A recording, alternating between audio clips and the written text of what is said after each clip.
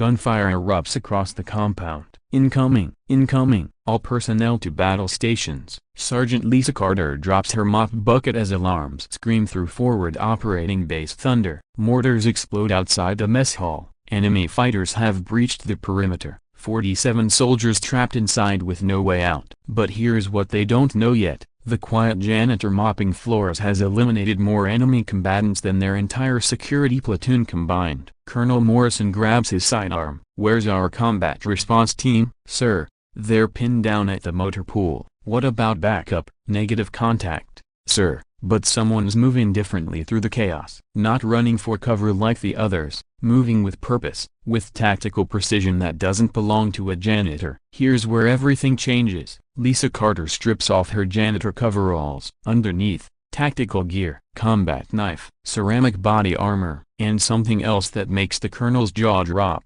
"Jesus Christ, Carter, where did you get military equipment?" Lisa's eyes scan the compound perimeter through the window. "Sir, we have 12 hostiles advancing from the north, 6 more flanking east." Standard insurgent assault pattern. "How do you know that?" "Because for 37 months, Reaper 6 tracked enemy movements across 4 combat zones." "Because she's been studying this exact scenario for the past 6 weeks." "Because some instincts never die." But here's what happens next that nobody expects. First hostile breaches the mess hall door. AK-47 raised, scanning for targets. Lisa moves like liquid death. No hesitation. No wasted motion. Combat knife flies across 30 feet of space, striking the jugular with surgical precision. Enemy down before he hits the ground. Second and third hostiles storm through the entrance. Lisa's already behind them. Disarms the first with a joint lock that snaps his wrist. Uses his weapon against the second. Double tap center mass. Both neutralized in under 4 seconds. Colonel Morrison stares in shock. "What the hell was that?" "Standard room clearing, sir." But the real shock comes when 4 more insurgents charge the mess hall. Here's what you need to understand. Lisa doesn't just fight them, she hunts them, moving through the mess hall like she owns it, using tables for cover, chairs as weapons. Every piece of furniture becomes a tactical advantage. Fourth hostile tries to flank left. Lisa anticipates the move, throws a metal tray like a frisbee, catches him in the temple, unconscious instantly. Fifth hostile opens fire on full automatic. Lisa's already rolling behind the serving counter, uses the industrial coffee pot as a projectile. 40 pounds of stainless steel traveling at 28 feet per second. Impact zone, solar plexus, down immediately. Sixth and seventh hostiles coordinate their attack. Lisa grabs the fire extinguisher, not to put out fires, to create a smoke screen, discharges it directly into their faces. Chemical irritant clouds their vision. She moves through the haze like a ghost. By the time the smoke clears,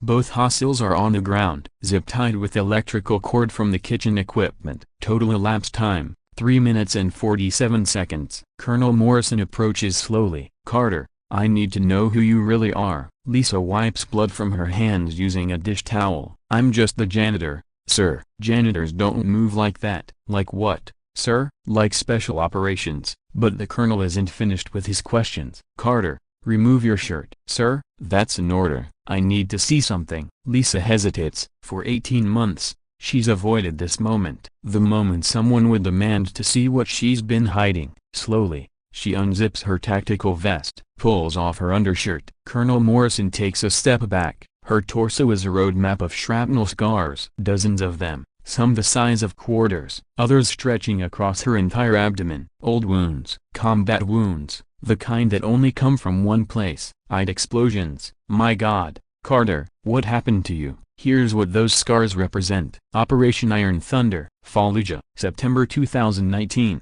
Staff Sergeant Lisa Carter, 1st Infantry Division, led a convoy security team through the most dangerous route in Iraq. 17 successful missions, 0 casualties. Until Mission 18, the IED contained 40 pounds of military-grade explosives packed with ball bearings and metal fragments. When it detonated under her Humvee, the blast threw her 37 feet from the vehicle. Shrapnel tore through her body armor like tissue paper. 17 pieces of metal embedded in her torso. 3 more in her left shoulder. 2 that came within millimeters of her heart. But here's what makes those scars different. Lisa didn't just survive the explosion, she crawled back to her burning vehicle. pulled out 3 wounded soldiers, carried them to safety while bleeding from multiple wounds. She saved her entire team while dying from her own injuries. Carter, these scars.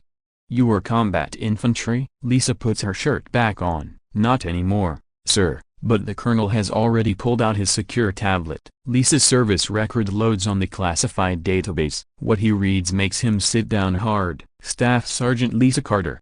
1st Infantry Division, Combat Deployments. 3. Purple Heart, Bronze Star with Valor, Silver Star. Operational Designation. He stops reading and looks up. Reaper 6. Here's what you need to understand about that call sign. Reaper 6 wasn't just another infantry soldier. For 37 months, she was the most effective convoy security leader in U.S. Army Central Command. 89 combat missions, 43 enemy contacts, 0 friendly casualties, 0. Every convoy she led returned home intact. Every soldier under her command survived their deployment. Every mission executed with tactical brilliance that saved more lives than it cost. Carter.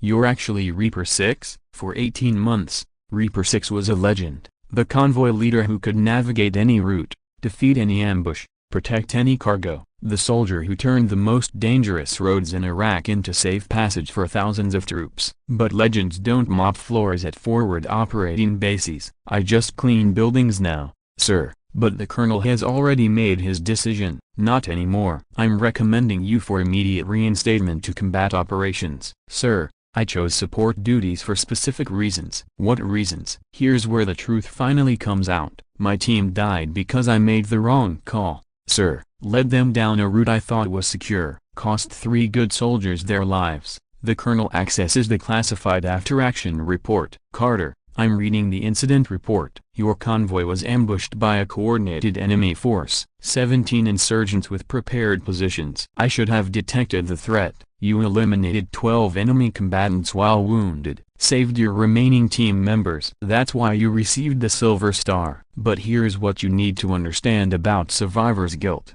Those shrapnel scars aren't just physical wounds, they're psychological reminders of the day Reaper 6 couldn't protect everyone. The day perfect tactical leadership wasn't enough to prevent casualties. Lisa requested transfer to support operations. Buried Reaper 6. Chose to clean buildings instead of leading missions. I don't lead soldiers anymore, sir. That's what made me Reaper 6. And that's exactly why we need you back. But here's what happens next that changes everything. The base commander's voice crackles over the intercom. All personnel.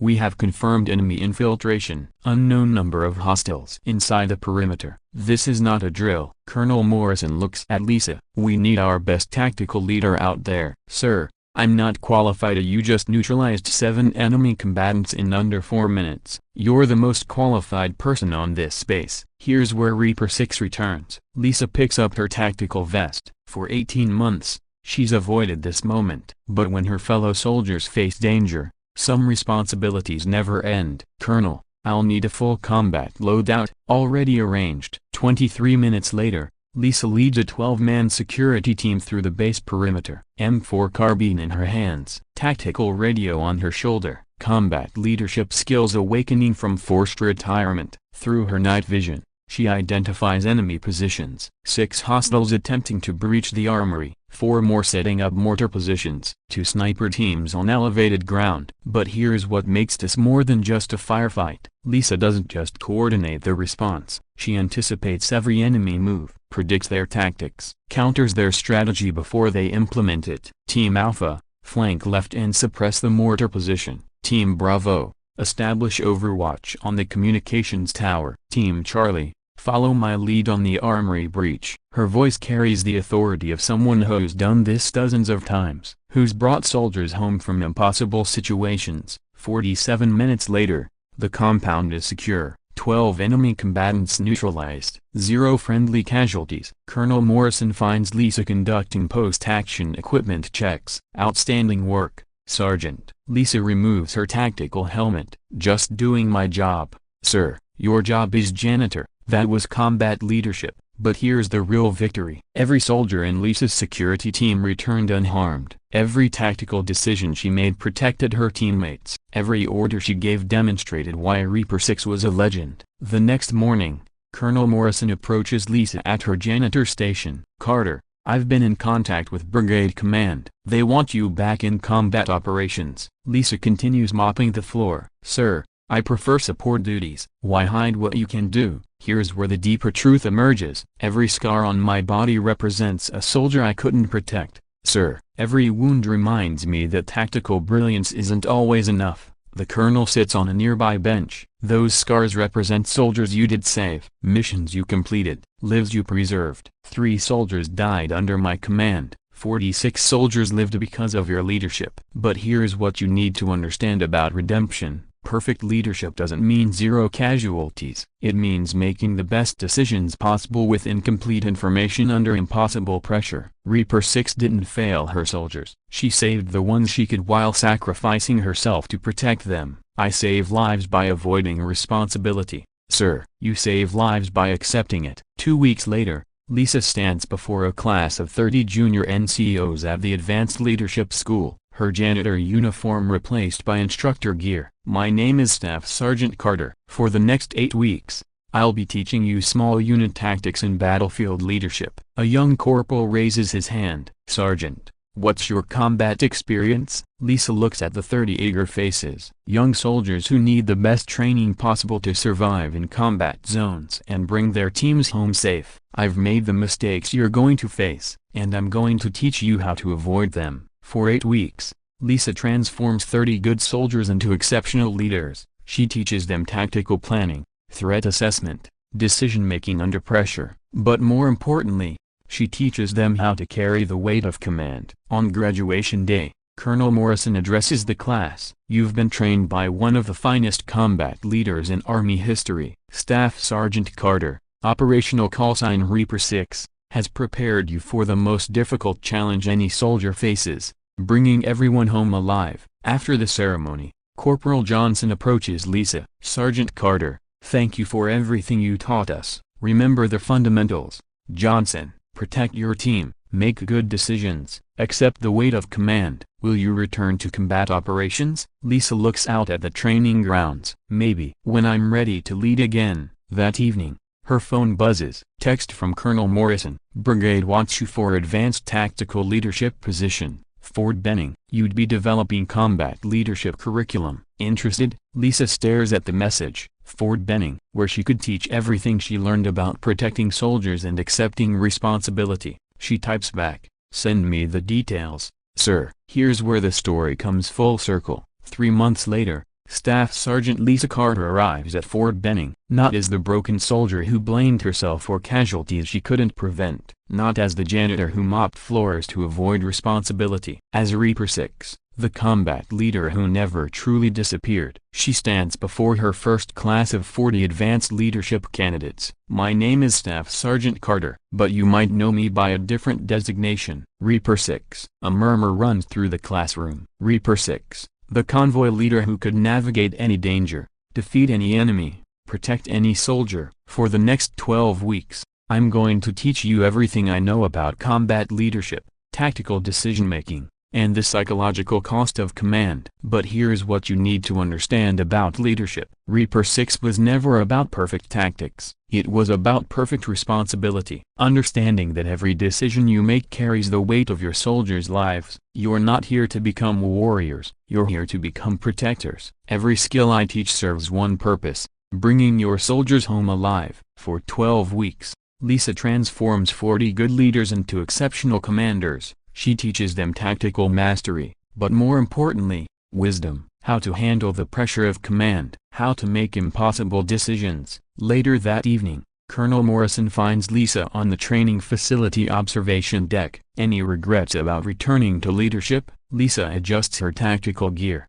preparing for tomorrow's field exercise. "No, sir. This is where Reaper 6 always belonged." Training future leaders. Reaper 6 was never about individual missions. Every leader I train might save dozens of soldiers. Every technique I teach might bring someone's family member home safe. She examines a tactical map, perfect analysis of terrain and threat assessment. That's worth more than any single convoy Reaper 6 ever led. Remember Lisa Carter the next time you encounter someone whose abilities seem to extend beyond their job description. someone whose situational awareness suggests combat training they can't discuss. Real heroes don't retire from protecting others, they just find new ways to serve. Reaper 6 never disappeared. She evolved, from protecting dozens to training thousands. Here's what you need to understand about hidden warriors. They're everywhere. The quiet janitor who moves with tactical precision. The humble maintenance worker whose alertness suggests combat experience. The modest support staff whose skills extend far beyond their job description.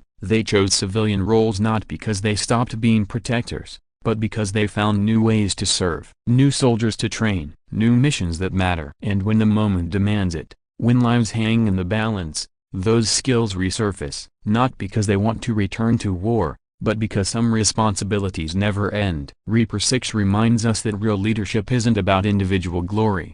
It's about the quiet choice to protect others, even when no one knows your true capabilities. Especially then,